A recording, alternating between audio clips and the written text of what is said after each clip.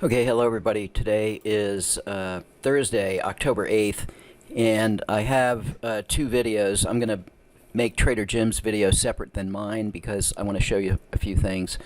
I had a horrible day yesterday. I traded mostly manually, and it was a losing day, but not too bad. I was only down minus 200 from my starting balance of 50K in the combine, and today I had a really great day. Went back to full automation. And so this 10-minute chart I've been testing with a 200 tick pullback, and there was too many days that I wasn't getting filled. So I changed that to a 150 tick pullback, and that worked. Had this been 200 ticks, I wouldn't have got filled right here. It would have went, this pullback was less than 200 ticks. So at 150 ticks, I got filled. So it was a pullback from the close of this bar. So this is a 150 tick pullback. That's $750 in pullback amount. So because of that, I was able to adjust down the loss limit to make it almost a 1-1 trade. And this hit its goal of 1,000. I think I just had unfavorable slippage of 905. I also have the historical trades. You can see there's no H next to the trade here. And so we label our trades so you can see what is historical and what's real. And so notice this trade is a historical trade. So anyway, a great day on the 10-minute. This 10-minute chart is looking really good. Let's take a quick look at the back test.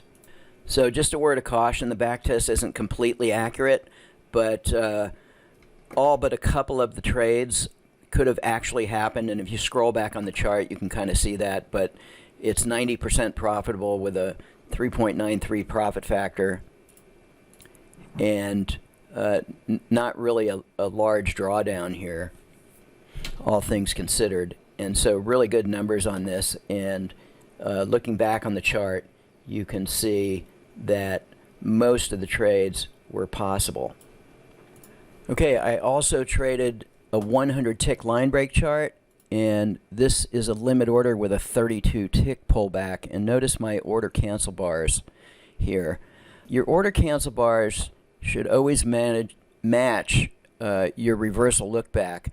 Now in Trader Jim's video yesterday he mentioned that he didn't know why it took a trade on the 30-minute chart, and I looked at the 30-minute template and I noticed that his reversal look back was 100 bars, and what that means is from this trade here I can go back 100 bars, and even though my order cancel bar is 3, if I had a blue bar to red within 100 bars looking back, even though I canceled the order at 3 bars, I could still take the trades. So the reversal look back bar looks back. Remember, there's a definition here of all the parameters. It looks back on the precision trend indicator for the trade setup. So it says, okay, if I get a red bar to blue, I can take a long if that happened within 100 bars or 5 bars, whatever it is. This setting overrides the order cancel bars. Now, the reason it's there is for times you may want to use it at the open of the market, and if you were using a daily template, you know, where you're only showing the regular session. So there is a reason that we have it. Anyway, in order for that not to happen, as a general rule, I set the order cancel bars the same as reversal look back bars. On this chart, I also have the pullback of 32 ticks, and as you can see there's no wicks on this chart. So I wanted to show the wicked line break chart, which I also have a video of. You know, it's on a sim chart, but I showed that, and I kind of explained how the wicks can help you to see where the pullback would be, or how much these bars are pulling back on a regular line break chart. So on the wicked line break chart you can see the wicks, and these charts are tradable. On this chart here I showed this trade unfolding a little late in the trade, but I wanted to show this. On this chart here, the pullback is 40 ticks, and what this does is this helps me to see the wicks on these bars. Alright, so here my cursor's on the wicked line break chart, and basically there is a pullback here on this bar that goes all the way as high as 1573, and on this bar, the bar we got filled on, the pullback was to 1568.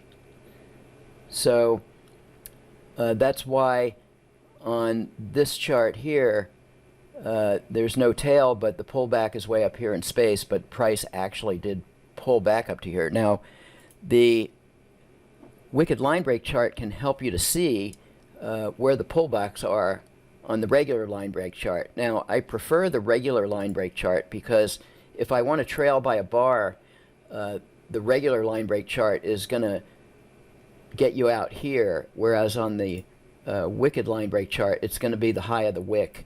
That's still considered the bar, but on the regular line break chart the high of the bar is here. So for that reason I prefer trading the regular line break chart, but the wicked line break chart helps you to see where the pullbacks are.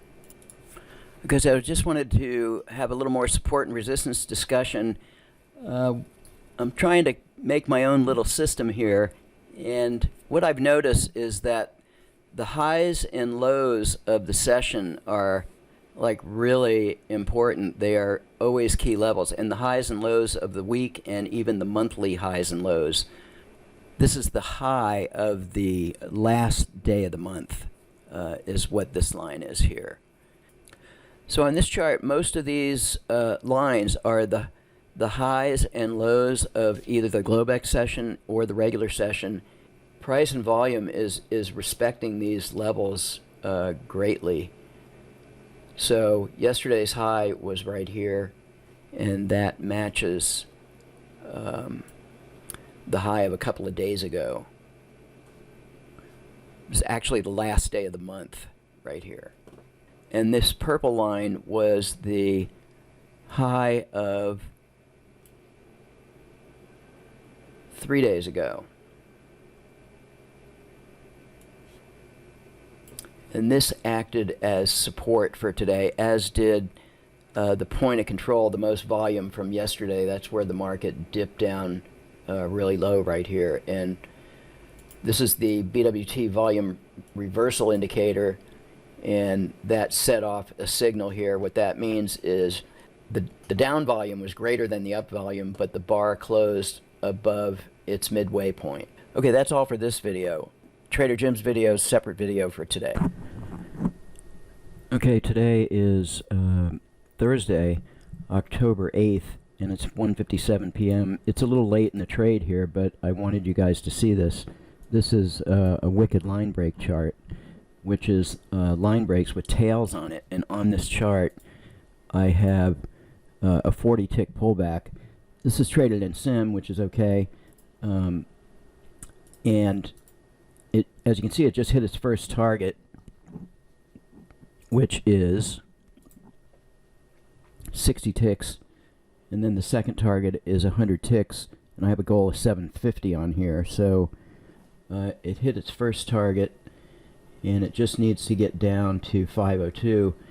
And remember, the market likes even numbers. It likes to go to, you know, 500, 450, etc. So I think it'll get down here. Whenever you see these long tails like this, succession in a row, this is all selling, and they're pushing the market down. If you look at this uptrend here, you see these tails, and it's pushing the market up. And you can see evidence of this here, and here's this move down. This is all selling. And so the line break chart with wicks on it can be traded, but what I use it for, I prefer the regular line break chart, because you can trail by a bar and you don't get stopped out by these wicks. if you want to trail the stop. So this is almost at its goal. It's about almost $600–700 right now. It's just got a little bit to go to achieve its goal, and I think it will slide down to the even 1500s. So let's just watch this for a minute. Well, as stated, there it hit its goal and then some. So this idea of a deep pullback on the wicked line break can work really well. And if this was a regular line break chart,